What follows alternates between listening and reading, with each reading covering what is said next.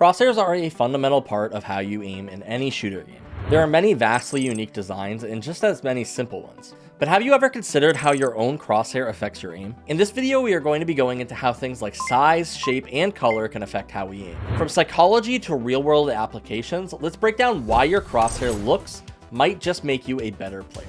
First, let's start out by talking about visual attention. In psychology, research shows that simple and clear visuals improve our ability to focus. This shows that what we see in Valorant, like the common plus or dot crosshair, allows players to focus on what is important, which is the enemy. Not only does this improve your ability to focus on the enemy, but this actually makes you faster as well. Research by Jay Edquist in 2017 titled The Impact of Visual Clutter on Driving Performance found that drivers reacted 25% faster when their view was clear and uncluttered, and they made fewer errors in decision making compared to when their view was obstructed by visual clutter. Similarly, in Valorant, when your crosshair is simple and easy to spot without clutter or fancy designs, your brain can focus more on aiming at the target and reacting faster. So now that we know simplicity is key for design, how big should that design be, if big at all? The size of your crosshair plays a big role in speed, precision, and overall consistency. But what is the best size? We'll start with large crosshairs and use some real-life examples from archery and performance shooting. A larger crosshair in Valorant will allow you to aim faster in certain scenarios. Flicks, close-range fights, and aggressive plays are when this might come into action. In the army and in performance shooting, it's been proved that red dots and larger sight apertures are ideal for faster target acquisition,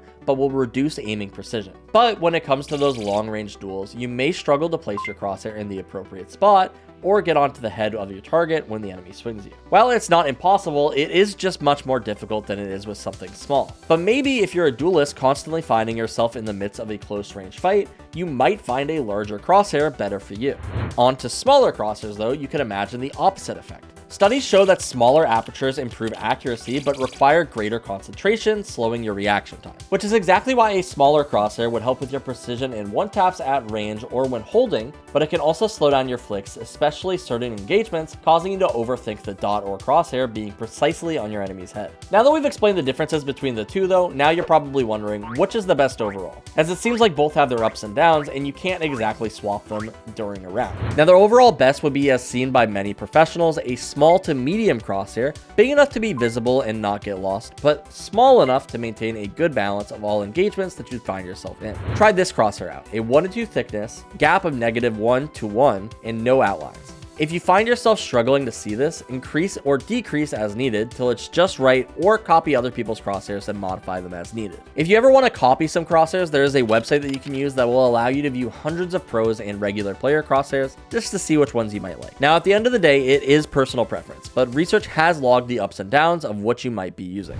Now let's talk about colors, but before we do, I wanted to introduce our brand new lineups courses that we have been working on over at SkillCapped. We currently have lineups uploaded for every map for both Brimstone and Sova, and I'm not talking about those standard lineups that you'll find online. I'm talking about these crazy lineups that you see from pro players in matches that you're just like, how the hell did they find that? Like seriously, check out some of these. They are absolutely sick. That's right, we did all of the work of compiling all of the best lineups that pro players use into convenient courses for you so that you can have darts and mollies that are guaranteed to win rounds. Both our Sova and Brimstone course include lineups for all maps to make sure that you are never left feeling like you've got nothing up your sleeve. These courses are kind of like a test run to see if you guys really enjoy this kind of stuff, so be sure to let us know in the comments if you'd like to see more of this. And the best part is that our whole site is backed by a money-back guarantee. So if you check out our courses and you don't feel fully equipped to carry your matches, you will get your money back, no questions asked. You've got nothing to lose and everything to gain. Be sure to check it out using that link in the description below. Now, have you ever noticed how certain crosshairs seem to pop out better than others? That's because color contrast plays a huge role in how fast or slow you can adjust to your enemies. Research has shown that high contrast colors are easier to see, which means that you can look and aim faster and adjust more quickly as needed.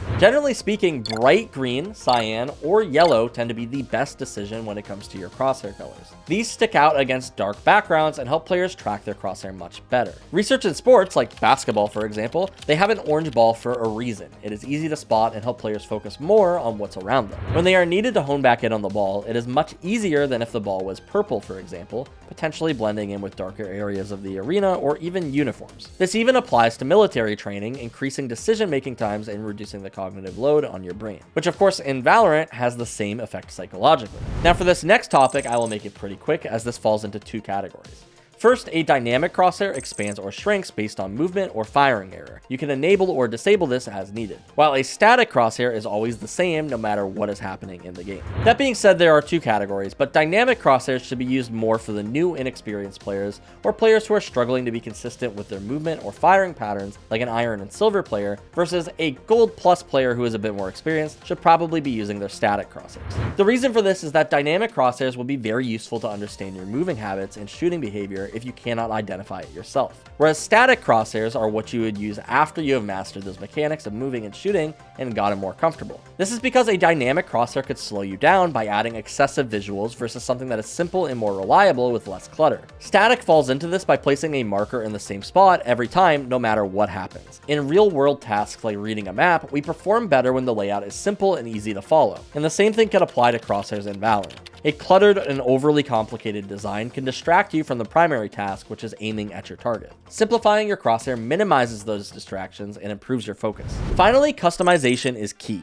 Research has shown that when players are able to tailor their settings like crosshairs, they perform better. Giving players the freedom to adjust their crosshair size, color, and shape ensures that they can create an ideal aiming experience for their playstyle. In the same way that athletes and professionals tweak their gear for optimal performance, players can experiment with crosshair settings to find what works best for them. Whether you prefer a small dot for precision or a larger crosshair for tracking moving targets, customization lets you modify your experience for better results and performance. So how do crosshairs impact your aim?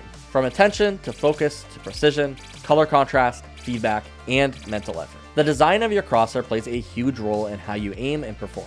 Keep these factors in mind when setting up your crosshair, and try other players' crosshairs and adjust as needed. While this won't make you radiant overnight, it is a good idea to understand why and how it all works and may affect you. Finally, don't be afraid to experiment and find the configuration that works best for you. If you found this video helpful, be sure to like and subscribe, and comment down below your favorite crosshair settings to share with others. Until next time, go get some one-taps with your new masterpiece. Alright though guys, before we wrap this up, let me tell you a little bit more about SkillCapped. So we offer a 5-division rank up guarantee, and we think that's a pretty crazy thing to offer. It's like your gym membership guaranteeing that you'll get ripped. Your local gym would go bust if they offered you that. Not us though, we've offered this for years because our service really does work. It works so well in fact that we are able to produce by far the largest catalog of premium Valorant guides on the internet. We add new courses every month. With over 1,000 guides curated into over 50 courses, no one can compare. We also have a direct line of communication with subscribers in our Discord so that you can get connected immediately to some of the best players in the game who will respond to all questions asked. Sign up today for as little as $6.99 a month if you are serious about improving. So that's going to be all for this one today. Thank you all so much for watching, and we'll see you in the next one.